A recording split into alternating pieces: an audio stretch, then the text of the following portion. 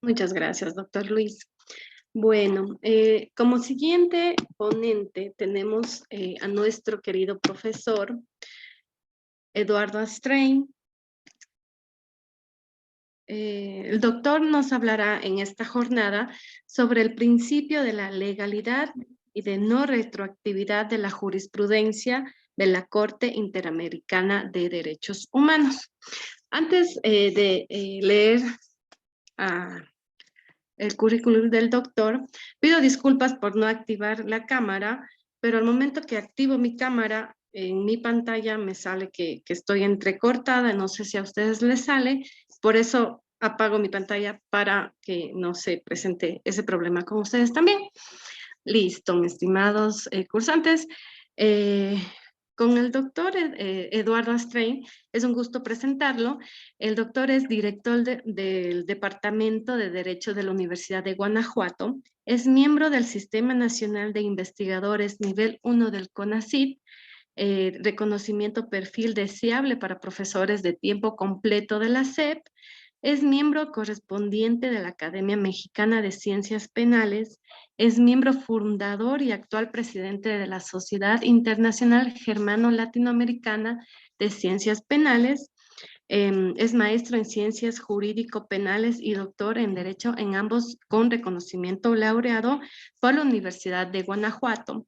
Es egresado de la Tercera Escuela de Verano de Ciencias Criminales y Dogmática Penal Alemana en 2015 de la Universidad Göttingen en Alemania.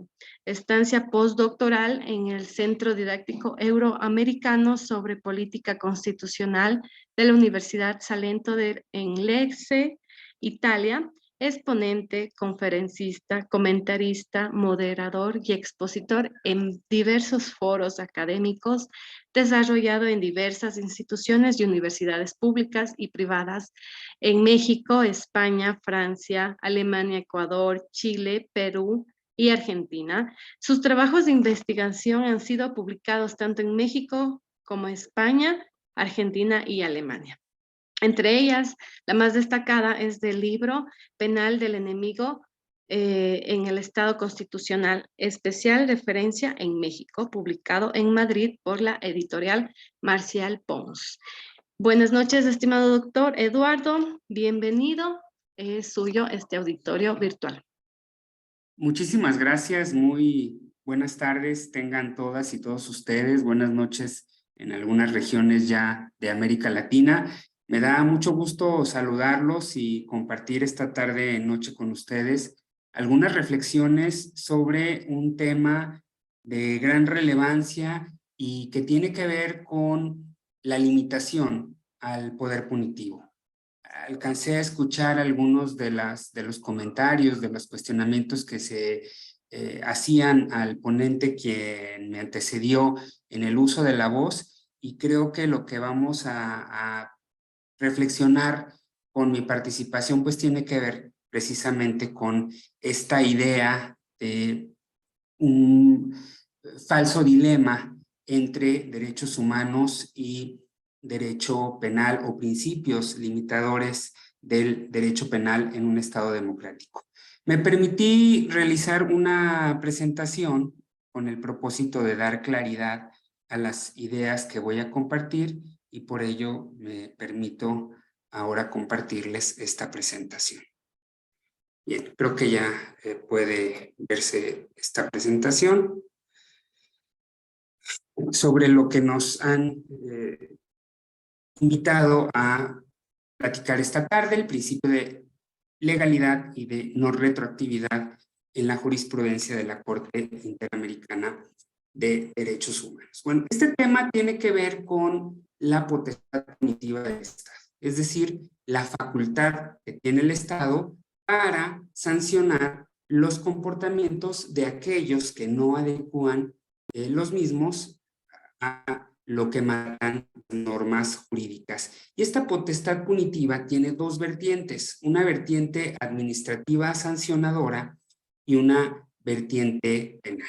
Obviamente la más drástica es precisamente la vertiente penal, en virtud de que representa el recurso más drástico con el que cuenta el Estado para resolver los conflictos sociales, que es la pena pública. La pena pública representa la restricción o limitación en el ejercicio de derechos humanos, como lo es la libertad deambulatoria por antonomasia. Siendo este el recurso más drástico con el que cuenta el Estado, pues es indispensable que sea sometido a límites, de tal suerte que con ello se evite el abuso de autoridad y el ejercicio arbitrario del poder público. Y por ello, pues tenemos siempre que tener muy claro cuál es la función de este derecho sancionador en un Estado democrático. Esto es así porque la función va a depender del tipo de Estado en el que se encuentre inmerso. En un Estado fascista, en un Estado totalitario, el derecho punitivo, el derecho sancionador, tiene como finalidad el de legitimar políticas públicas, muchas de ellas contrarias a los derechos humanos. Suele convertirse en el brazo armado que utiliza el Estado para combatir a sus enemigos políticos, a los enemigos del régimen. En cambio, en un Estado democrático, en un Estado constitucional, el derecho sancionador, tanto en su expresión administrativa como penal, tiene como función la protección de bienes jurídicos para que no sean lesionados ni con los hechos antijurídicos, pero tampoco con las sanciones. Por eso, Giuseppe Betiola afirmaba que es en el campo penal, particularmente haciendo referencia al aparato represivo penal, donde se manifiesta en forma más ostensible el carácter democrático o antidemocrático de una constitución. Lo decía también Goldschmidt. El procedimiento penal nos permite conocer el carácter democrático o antidemocrático de una constitución.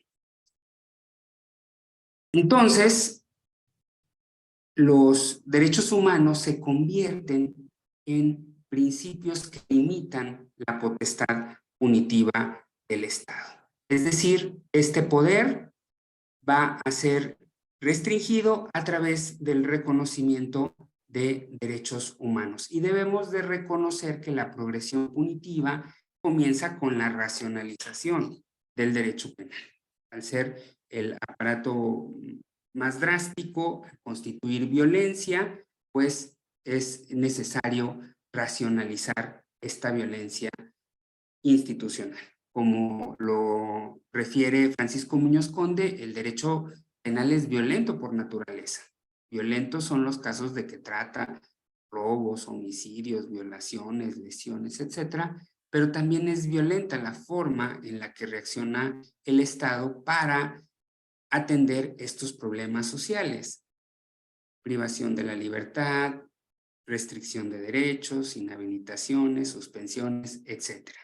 A la violencia social le anteponemos la violencia institucional, que si bien es cierto, es institucional, no deja de ser violencia, y si se desborda, puede resultar en abuso de autoridad en perjuicio de los derechos humanos de los gobernados. Y aquí hay que aclararlo. Los derechos humanos son de todos los humanos, de todas las personas, de todos los seres humanos. No son derechos de los delincuentes, no son derechos de las víctimas, son derechos de todo aquel que tiene dignidad humana. Entonces, a partir del derecho penal liberal, comienza a racionalizarse este derecho penal, pues entendemos que se conforma un derecho penal humanista que tiene una piedra angular en la persona humana. Antes del pensamiento liberal, el sistema penal se caracterizaba por su irracionalidad, por el excesivo uso de la violencia, el juicio de los derechos de los gobernados. Y entonces, a partir del pensamiento liberal se comienza a construir todo un aparato garantista que pretende limitar el poder punitivo del Estado a través del reconocimiento de derechos humanos. Por ello es que tenemos un catálogo muy importante de derechos humanos de naturaleza penal.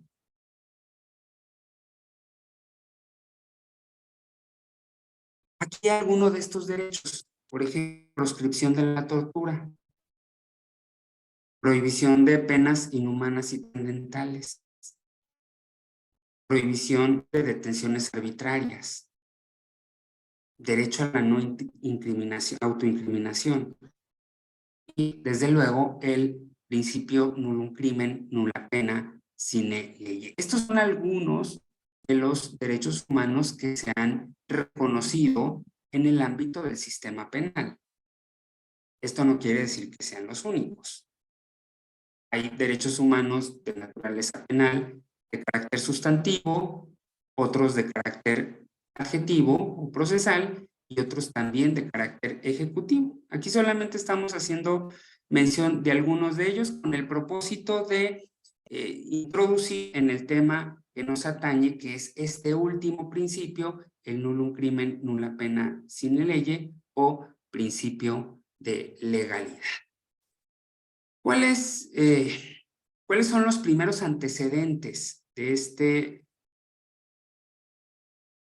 principio de legalidad? Pues tenemos la Carta Magna de Juan Sin Tierra, proclamada el 15 de junio de 1215, que en su artículo 39 decía que ningún hombre libre podía ser detenido o encarcelado o privado de sus derechos o de sus bienes, ni puesto fuera de la ley, ni desterrado o privado de su rango, ni se usaría fuerza contra él, ni se enviaría a otro que lo haga, sino en virtud de sentencia judicial de sus pares y con arreglo a la ley del reino. Este quizá es el antecedente más remoto del principio de legalidad. Luego también la Declaración de los Derechos de Virginia del 12 de junio de 1776, en su artículo 8, decía que ningún hombre iba a ser privado de su libertad, salvo por la ley de la tierra o el juicio de sus pares. Y finalmente, la Declaración Francesa de los Derechos del Hombre y del Ciudadano, proclamada en 1789, que señalaba en su artículo 8, la ley no debe imponer otras penas que aquellas que son evidentemente necesarias y nadie debe ser castigado sino en virtud de una ley promulgada con anterioridad a la ofensa y legalmente aplicada. Entonces, aquí vemos cómo se empieza a conformar el principio de legalidad. ¿Hay en el chat alguna pregunta? Voy a continuar con la exposición y una vez que concluya con la misma, entonces daremos respuesta a estas interrogantes. Adelanto un poquito aquí, me dicen si la discriminación tiene una connotación penal. Bueno, pues tiene una connotación amplia y desde luego también alcanza a la materia penal. Es decir, la discriminación puede en algunos supuestos llegar a constituir conducta tipificada como delito. Eso en algunas legislaciones de Latinoamérica. Bueno, sigamos.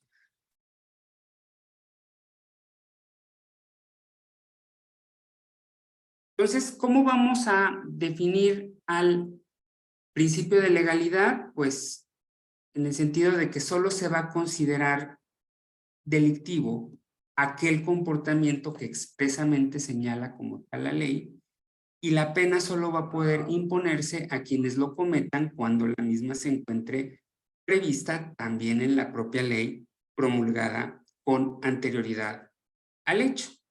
Este principio fue expresado por Feuerbach desde una locución latina: nullum crimen, nulla pena sine lege. No hay delito, no hay pena. Esta locución latina, esta expresión, pues no es que una auténtica crisis político-criminal. Se traduce en un derecho humano de todos los gobernados. Ahora bien, esta expresión del principio de legalidad no quiere decir que el legislador tenga un cheque en blanco para determinar qué comportamientos van a ser merecedores de pena por parte del legislador. Es evidente que se cumple con el principio de legalidad sometiendo la actuación de la autoridad a los designios de la ley. Materialmente se cumplirá cuando el propio legislador crea el ordenamiento penal, haciéndolo de valores que sustenta el tipo de Estado en el que se encuentra inmerso. Es decir, una norma, no por el hecho de estar contenida en un código penal, va a ser por sí mismo legítima.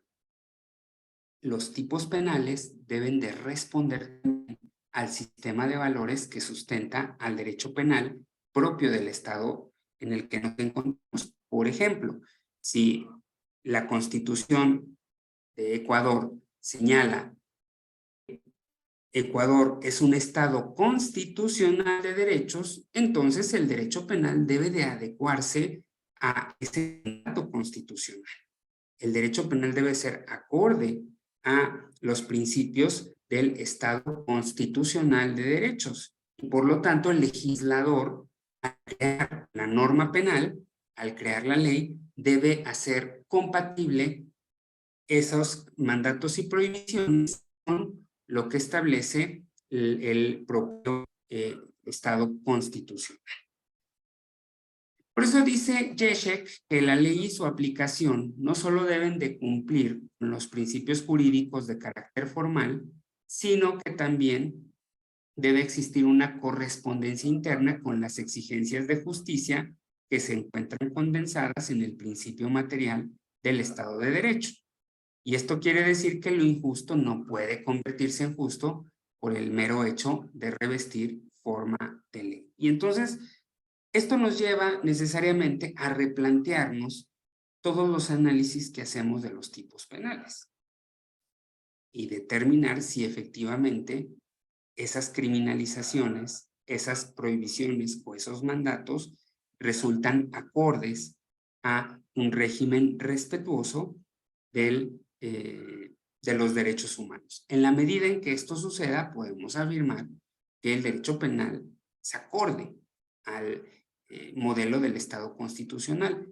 Si no es así, entonces es evidente que cada vez más se estará acercando el derecho penal a uno propio de un Estado fascista o totalitario. Y también aquí tenemos que dejar claro, las tentaciones de autoritarismo se encuentran presentes aún en las democracias más consolidadas. Y es en el sistema penal en el que con mayor frecuencia y facilidad se pueden observar estas tentaciones autoritarias. Inician en el sistema penal y luego van contaminando otras áreas del sistema jurídico. Por eso la preocupación y por eso los riesgos cuando empezamos a desvirtuar la esencia garantista del derecho penal y pretendemos eficientarlo a través de la restricción, a través de la disminución de los derechos humanos de los gobernados. Este principio de legalidad va a tener 4 consecuencias. La doctrina le reconoce de manera uniforme 4 consecuencias.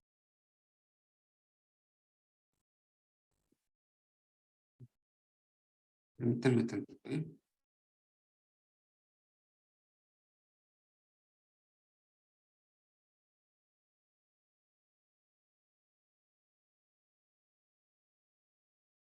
Listo. Decíamos que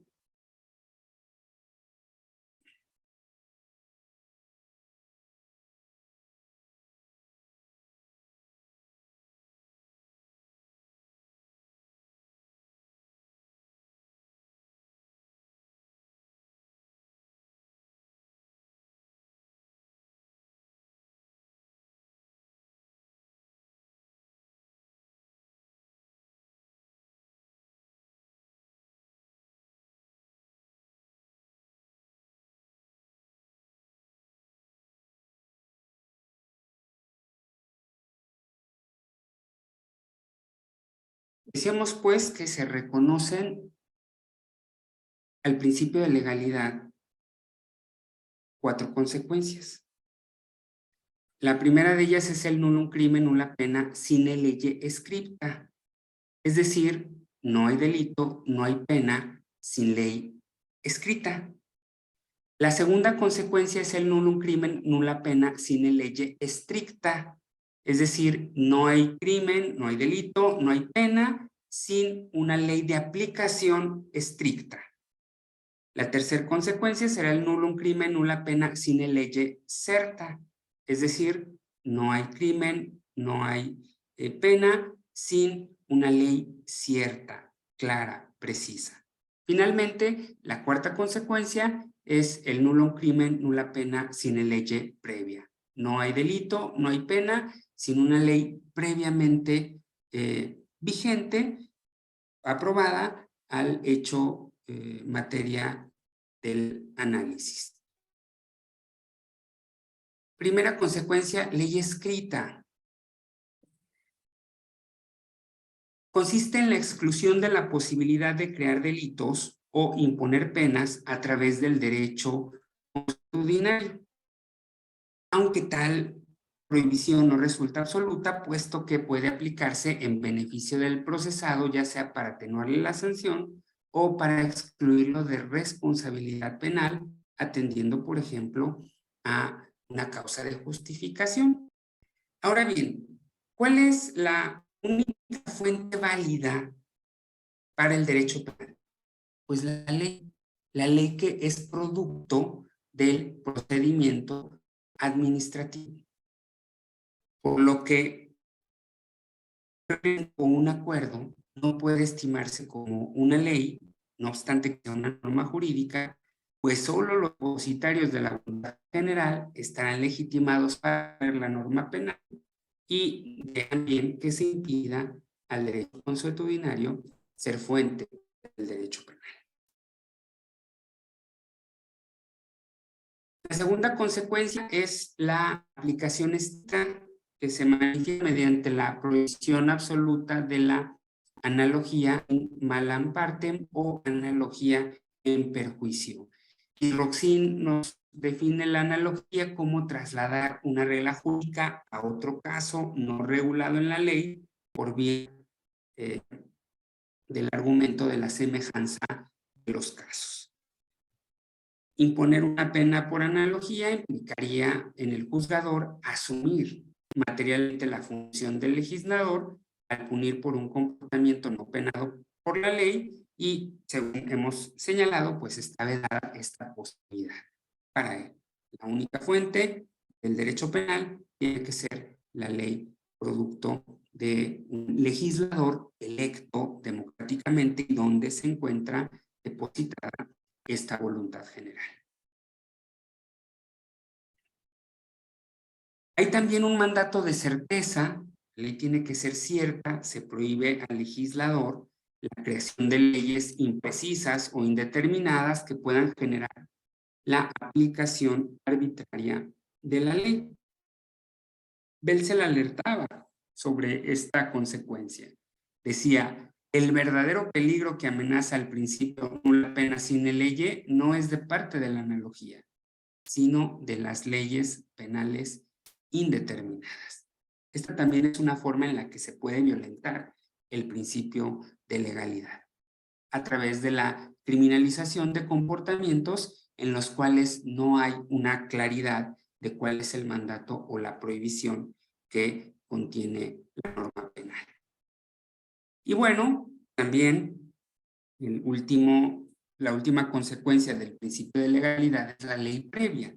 La ley solo podrá aplicarse a hechos acaecidos durante el lapso en que se encuentre vigente, esto es siempre hechos posteriores desde su entrada en vigor y hasta su extinción por vía de la derogación o abrogación.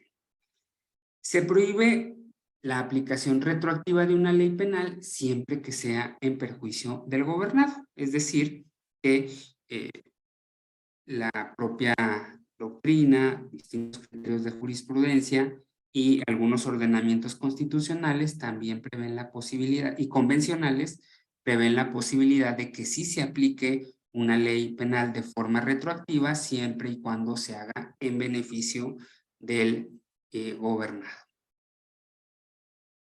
Vamos a ver cómo regula alguna normativa constitucional y convencional el principio de legalidad. Obviamente, pues estamos dirigidos a un foro principalmente ecuatoriano. El profesor es mexicano, entonces vamos a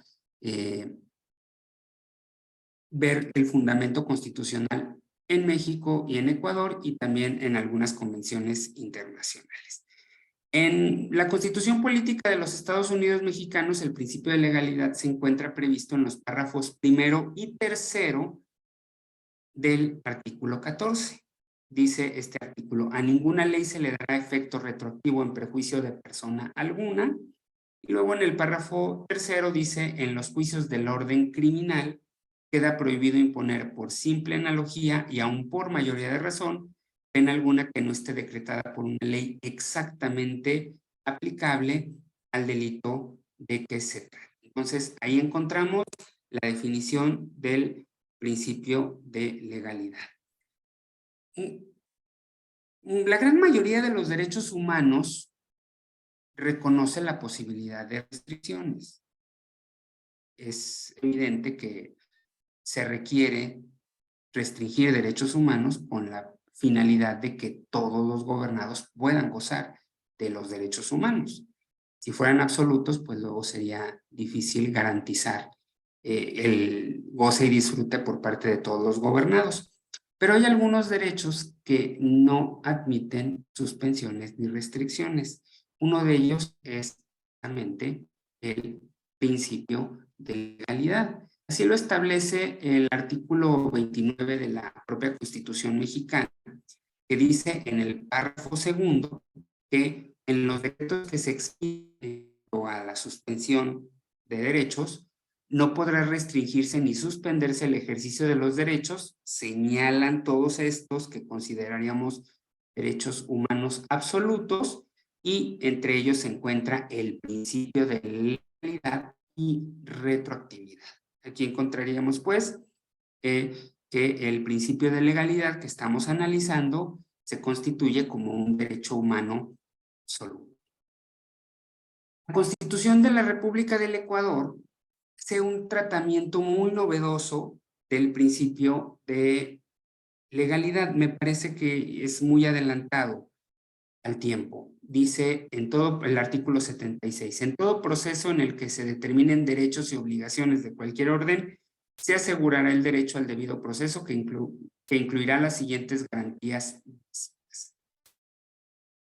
Punto 3, nadie podrá ser juzgado ni sancionado por un acto u omisión que al momento de cometerse, ojo aquí, no esté tipificado en la ley como infracción penal, administrativa o de otra naturaleza, ni se aplicará una sanción no prevista en la Constitución o la ley.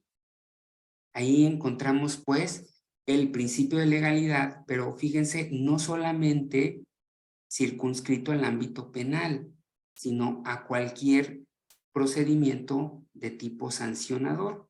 Y entonces ya nos habla de una tipificación no solamente de la infracción penal, sino de la infracción administrativa o de cualquier otra naturaleza.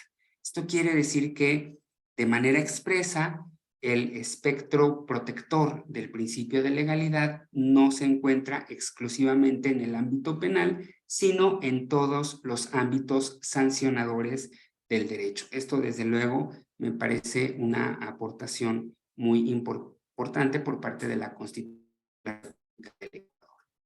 Frente a esta visión garantista del principio de legalidad, nos encontramos con una redacción que ha generado grandes debates y polémicas, que es la redacción del principio de legalidad en el Pacto Internacional de Derechos Civiles y Políticos. Esta convención internacional contempla el principio de legalidad en el artículo 15, lo divide en dos apartados. En el primero dice que nadie será condenado por actos u omisiones en el momento de cometerse no fueran delictivos según el derecho nacional o internacional. Vean, ya no habla esta redacción de ley, habla de derecho nacional o internacional. En el derecho nacional la principal fuente de del derecho es la ley, es la legislación. En el derecho internacional, ¿no? La principal fuente del derecho internacional son las convenciones internacionales, que no son producto de un legislador, no hay un legislador universal, son producto de un acuerdo de voluntades entre estados soberanos. Entonces vean aquí cómo ya tiene algunas particularidades el principio de legalidad en el Pacto Internacional de Derechos Civiles y Políticos. Dice, tampoco se impondrá pena más grave que la aplicable en el momento de la comisión del delito. Si con posterioridad a la comisión del delito la ley dispone la imposición de una pena más leve, el delincuente se beneficiará de ello. Entonces, aquí encontramos, pues, la prohibición de la aplicación retroactiva en perjuicio, pero sí se contempla la posibilidad de que se aplique retroactivamente en su beneficio.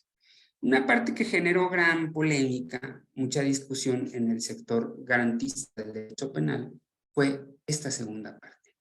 Nada de lo dispuesto en este artículo se opondrá al juicio ni a la condena de una persona por actos u omisiones que en el momento de cometerse fueran delictivos según los principios generales del derecho reconocidos por la comunidad internacional.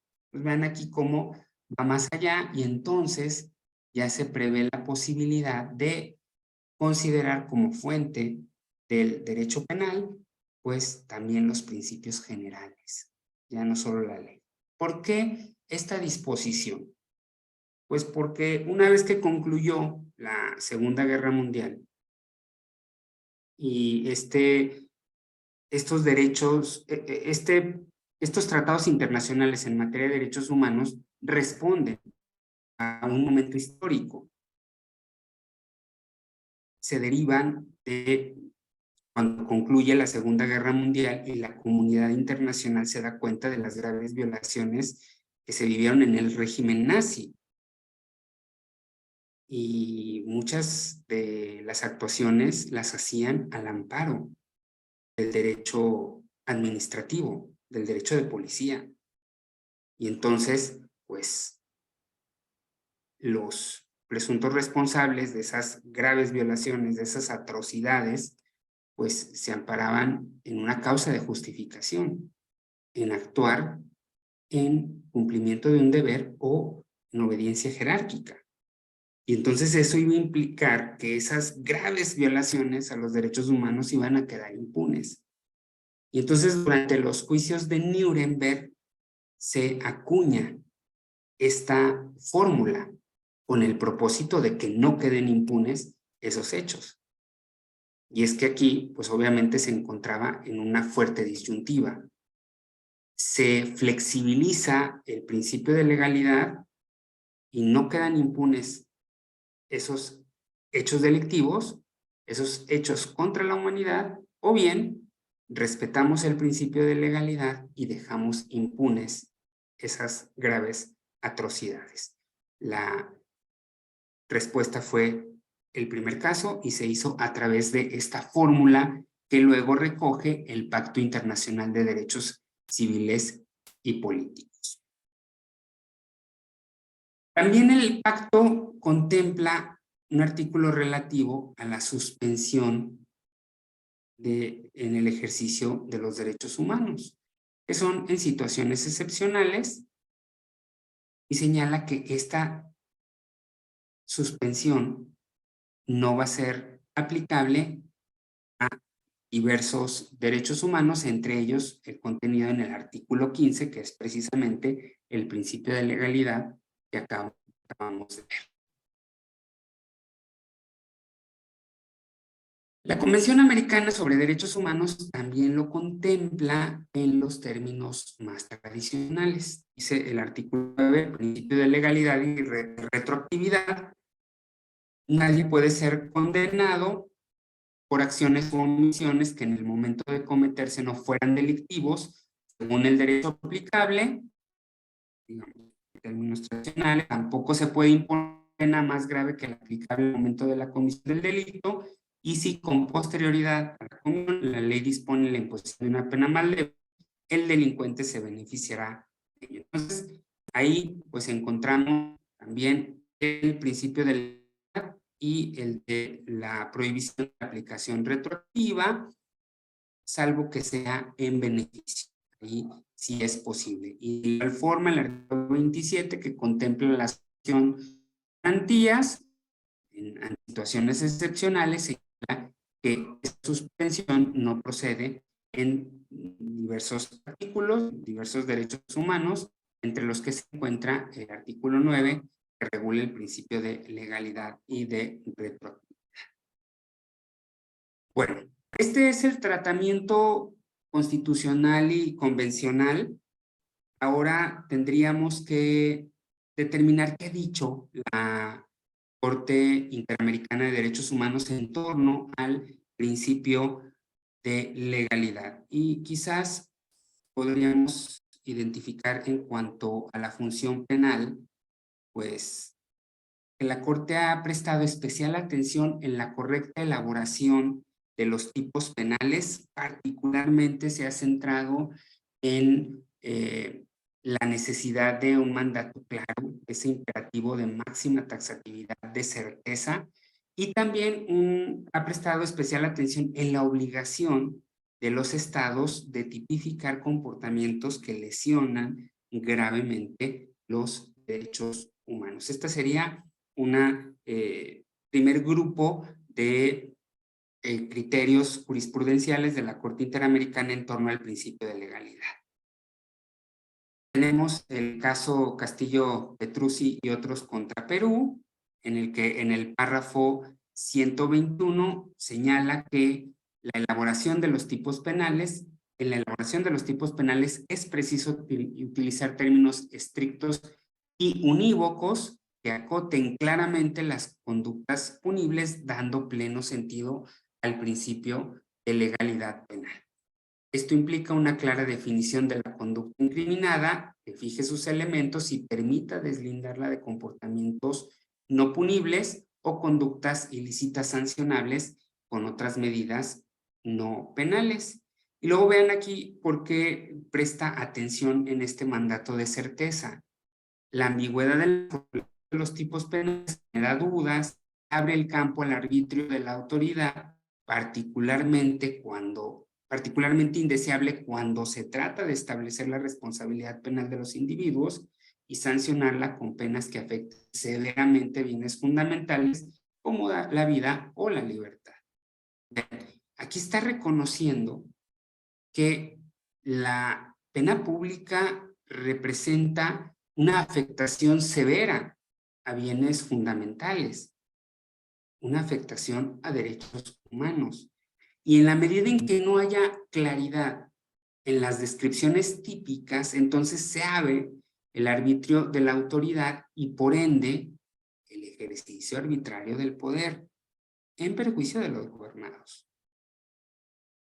En el caso Kimmel contra Argentina, vuelve a retomar esta argumentación, incluso cita el párrafo del caso anterior, en el párrafo 63, dice, si la restricción o limitación proviene del derecho penal, es preciso observar los requerimientos característicos de los estrictos requerimientos característicos de la tipificación penal para satisfacer en este ámbito el principio de legalidad. Así deben formularse en forma expresa, precisa, taxativa y previa. Ojo aquí, el marco legal debe brindar seguridad jurídica al ciudadano. Es fundamental que el gobernado sepa qué es lo que se está prohibiendo o qué es lo que se está mandando. Si no hay esa claridad, entonces la criminalización, la tipificación no cumple con las exigencias propias del principio de legalidad en un Estado constitucional. Caso Pollo Rivera y otros contra Perú, en donde vuelve a señalar que la elaboración correcta de los tipos penales debe cuidar siempre definiciones claras de las conductas incriminadas. Vean aquí cómo empieza incluso a utilizar un lenguaje más técnico penal, que fijen sus elementos objetivos y subjetivos, de modo que permita deslindarlas de comportamientos no punibles o de otras conductas sancionadas con medidas no penales. Y otra vez vuelve a señalar lo que ya previamente había argumentado. Dice en este párrafo también: la calificación de un hecho como ilícito y la fijación de sus efectos jurídicos deben ser preexistentes a la conducta del sujeto al que se considera infractor, pues de no ser así, las personas no podrían orientar su comportamiento conforme a un orden jurídico vigente y cierto en el que se expresan el reproche social y las consecuencias de este. Un segundo aspecto tiene que ver con la forma en la que se pretenden sancionar las violaciones graves a derechos humanos. Estas violaciones pueden generar dos tipos de responsabilidad. Una responsabilidad objetiva del Estado. Cuando un Estado viola un derecho humano, incumple una obligación internacional, incumple un tratado. El tratado tiene la misma naturaleza de un convenio, es un acuerdo de voluntades. Acuérdense que en materia civil, el incumplimiento de obligaciones acarrea responsabilidad, es un hecho ilícito que acarrea responsabilidad civil. Lo mismo pasa cuando un Estado incumple un tratado internacional. Incurre en responsabilidad internacional y por lo tanto se hace acreedor a una sanción, que en este caso es objetiva puesto que se condena al Estado como ente abstracto, no a la persona en concreto que comete la violación. Pero también estas violaciones graves a derechos humanos propician responsabilidad penal individual, en la medida en que los derechos humanos, dada su importancia, se convierten también en bienes jurídicos necesitados y merecedores de protección penal. Entonces, un derecho humano se convierte en bien jurídico penal y por lo tanto se criminaliza el comportamiento que los lesiona o los pone en peligro. Y es así como se genera una responsabilidad penal individual. La Corte pues ha señalado la necesidad de que el Estado también tipifique como delito estas violaciones graves a derechos humanos. En el caso Gómez Palomino contra Perú, en el párrafo 92, pues establece la necesidad de tipificar como delito la desaparición forzada en los propios términos que lo establece la Convención Interamericana en la materia. Dice este párrafo 92, en el caso de la desaparición forzada de personas, el deber de adecuar el derecho interno a las disposiciones de la Convención Americana tiene carácter primordial para la efectiva erradicación de la práctica. Otra vez volvemos a lo mismo. En la medida en que los hechos queden impunes, entonces se fomenta su realización. Y por ello, para erradicarlo, es necesario que haya una sanción efectiva. Y esta sanción efectiva va a ser a través de la pena pública.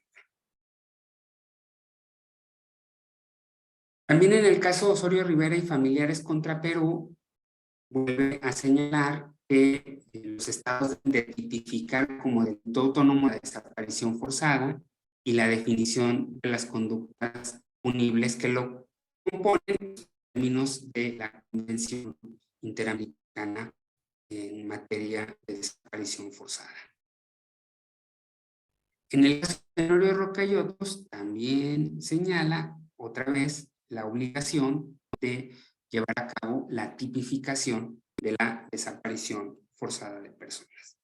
Entonces, aquí vemos pues otro componente en los criterios de la Corte Interamericana de Derechos Humanos en torno al principio de legalidad. No solamente el respeto a ese principio y a sus consecuencias, sino también el respeto a la obligación del Estado de criminalizar los comportamientos que lesionan más gravemente los derechos humanos, como es el caso de desaparición forzada, tortura, feminicidio, etc. Hay una cuestión que también es importante recalcar en la jurisprudencia de la Corte Interamericana, y que es la aplicación del principio de legalidad a otros procedimientos sancionadores. Esto que ya lo dice de forma expresa la Constitución ecuatoriana, que hace un momento pues destacábamos. Dice en diversas resoluciones la Corte Interamericana que la legalidad penal también debe ser observada en otros procedimientos sancionadores, como lo es el derecho contravencional o el derecho administrativo disciplinario. Bueno, aquí utilizamos derecho contravencional o administrativo sancionador, que es el sinónimo, pero también pues se puede aplicar a otros procedimientos como lo es el procedimiento disciplinario. Ahí está el caso Baena, Ricardo y otros, donde dicen relación con analizar si el artículo 9, es decir, principio de legalidad, es aplicable en materia administrativa, además de serlo evidentemente en lo penal. Los términos utilizados en dicho precepto parecen referirse exclusivamente a esta última. Sin embargo, es preciso tomar en cuenta que las sanciones administrativas son, como las penales, una expresión de poder punitivo del Estado y que tienen ocasiones naturaleza similar a la de estas. Ahí está la justificación por la cual es necesario aplicar principios limitadores del derecho penal a las ramas del derecho. Y sigue señalando en este mismo párrafo, unas y otras implican menoscabo, privación de los derechos de las personas como consecuencia de una ilícita. Por lo tanto, en un sistema democrático es preciso extremar las precauciones para que dichas medidas se den con estricto respeto a los derechos básicos de las personas y previa una cuidadosa verificación de la efectiva existencia de la conducta ilícita. Asimismo, en aras de la seguridad jurídica es indispensable que la norma punitiva, vean, sea penal o administrativa, exista, resulte conocida, pueda hacerlo antes de que ocurra la acción o la omisión que la contravienen, que se pretenda sancionar. La calificación de un hecho como ilícito y la fijación de sus aspectos jurídicos deben ser preexistentes a la conducta del sujeto al que se considera infractor. Ahí está, pues, la justificación que hace la Corte Interamericana para aplicar el principio de legalidad a todo procedimiento sancionador y no exclusivamente a el procedimiento penal. Lo mismo vuelve a reafirmar en el caso Ricardo Canese contra Paraguay, en el párrafo 176, dice que los principios de legalidad y de retroactividad de la norma desfavorable son aplicables no solo al ámbito penal, sino también en su materia, en la materia administrativa sancionadora. Dice el 177, en un Estado de derecho, los principios de legalidad y retroactividad presiden la actuación de todos los órganos del Estado en sus respectivas competencias, particularmente cuando viene el caso el ejercicio de su poder punitivo. Y bueno, yo con esto concluyo mi exposición y quedo a sus órdenes por si hubiera algún comentario o algún cuestionamiento.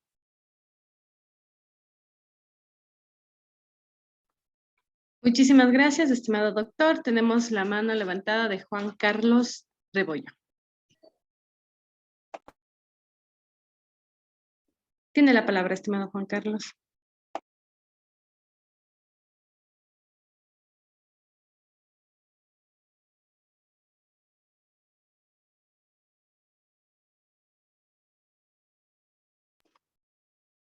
Creo que... Aló, doctor, muy buenas noches. Buenas noches. Distinguido doctor, solo una consulta muy concreta en el orden de la característica sancionadora y además disciplinaria del ente administrativo. En este caso, la verificación de un orden de acreditación de responsabilidad pero además de sanción directa por parte de la institución administrativa, puede ser reconocida como un ejercicio de característica de atribución legal, porque si lo legal es que exista un previo proceso, entonces una sanción directa puede ser considerada como vulneratoria a un derecho fundamental. Sí, consideraría que no sería propiamente del principio de legalidad, pero sí del debido proceso, porque una de las características fundamentales de cualquier sistema acusatorio o adversarial o de cualquier sistema sancionador es que exista una separación entre el órgano que acusa y el órgano que sanciona. Si hay esta similitud entre el órgano acusador y el órgano sancionador, entonces me parece que estaríamos violentando el debido proceso. Gracias, doctor. Sí, a usted. Estimada Mónica, por favor, puede realizar su pregunta. Muchas gracias, muy amable. Doctor, muy buenas noches. La pregunta sería guiada, digamos, más bien a una suerte de coligación con el principio de legalidad. Cuando el Estado, mediante cualquiera de sus operadores de justicia, niega, en el caso, por ejemplo, de desapariciones, pongo el ejemplo concreto, una mamá y dos niñas desaparecen aquí en Ecuador hace unos pocos días, y el ente encargado de hacer, que es la DINASE, de hacer el seguimiento pertinente, se niega a recibir la denuncia, y es más, obliga a la persona denunciante, en este caso a la abuelita de las menores y madre de la desaparecida, a que llamen, que sea el padre el que denuncie. Entonces, en este caso, ¿cómo debería haber actuado?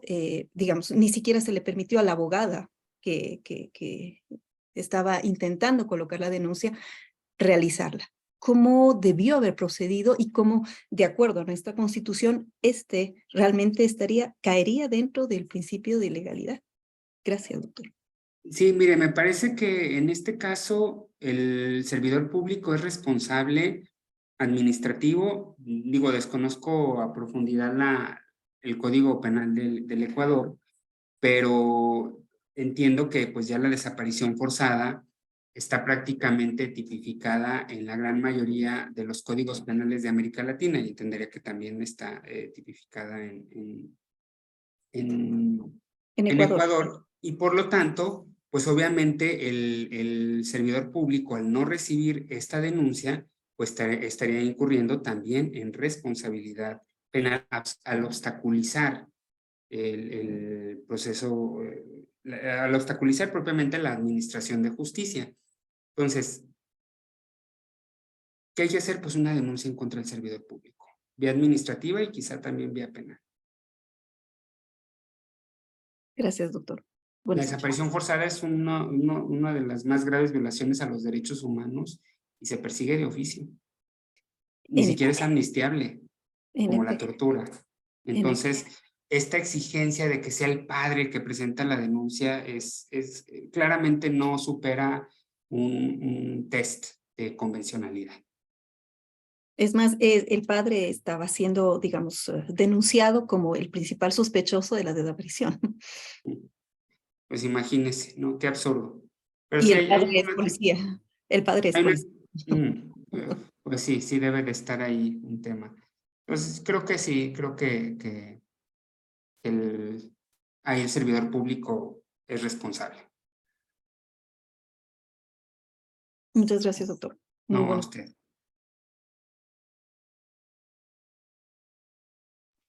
Estimado doctor, en el chat tenemos una pregunta de Eduardo Puruncajas. Nos dice, en el tema de la retroactividad de la ley, en atención a la aplicación más favorable para el delincuente, es aplicable para delitos de violación a derechos humanos. ¿Esto no implicaría una contradicción?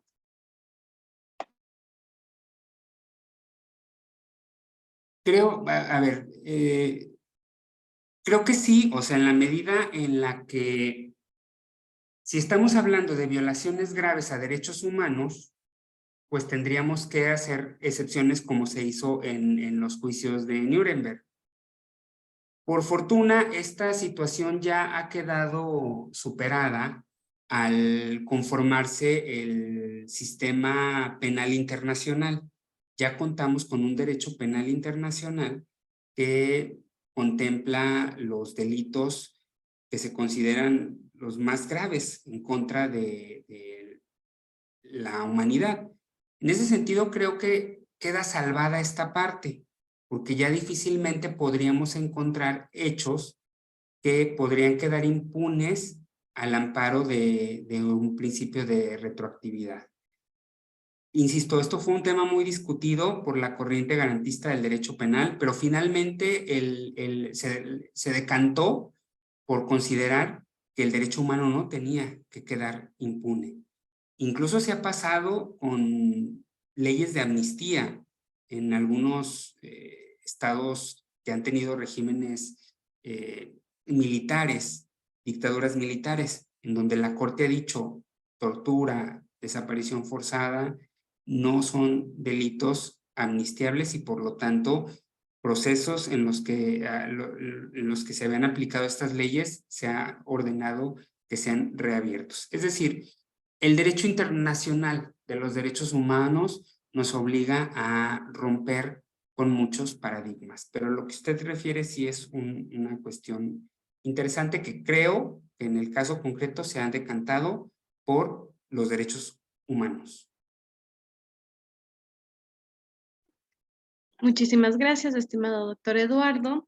Ha sido para mí un gusto presentarles el día de hoy. Como les indicaba, pido disculpas por mi cámara, que está dañada.